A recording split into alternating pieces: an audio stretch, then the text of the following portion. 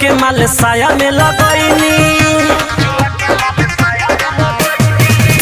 महीना पिया आइले में कोइनी चुआ के माल साया में लगैनी अपने तो जगनी रात भर हमरो के जगैनी महीना पिया आइले में कोइनी चुआ के माल साया में लगैनी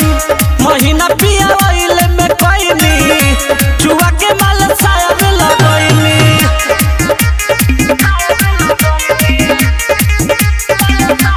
मिक्स बाय सोनू सावरिया। अरे खोले के साड़ी देहो बलमुआ बंद कई देनी केवाड़ी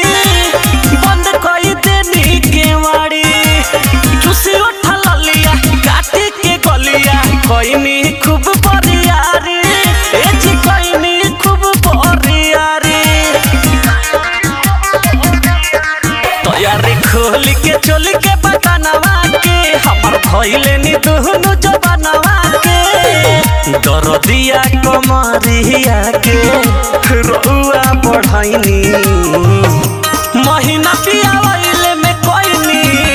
चुआ के माल साया में लगैनी महीना पिया आइले में कोइनी चुआ के माल साया में लगैनी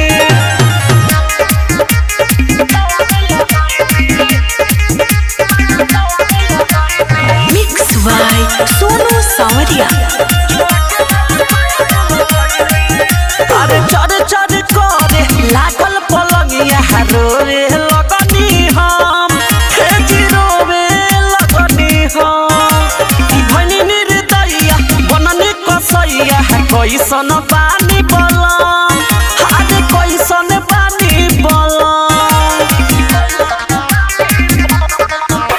अजीबी से चटनी थोड़ी जी धराई देनी कमजोरी जी